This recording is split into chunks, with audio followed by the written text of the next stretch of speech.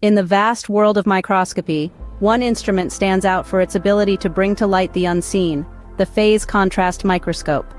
This ingenious device takes advantage of the subtlest of shifts in light waves to reveal details in transparent and unstained specimens. Imagine being able to observe living cells in their natural state, without the need for staining or any other intrusive procedures. That's the power of phase contrast microscopy. Now, to understand how phase contrast microscopy works, it's essential to grasp the concept of light wave phases. As light passes through different parts of a specimen, it experiences slight alterations in its phase. These phase shifts are often too minuscule to be detected by the human eye. But with the phase contrast microscope, these small differences are converted into variations in brightness and contrast, making the invisible visible. The magic of phase contrast microscopy starts with a light source that illuminates the specimen.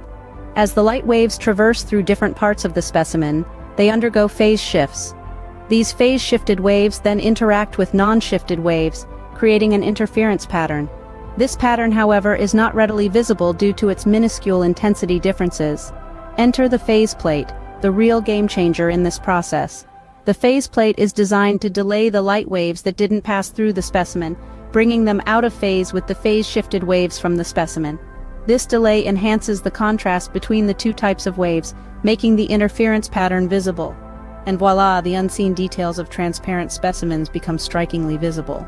The brilliance of the phase contrast microscope lies in its ability to reveal the intricacies of living cells and other transparent specimens. It has revolutionized cell biology, allowing scientists to observe cellular structures and processes in their natural, unstained state.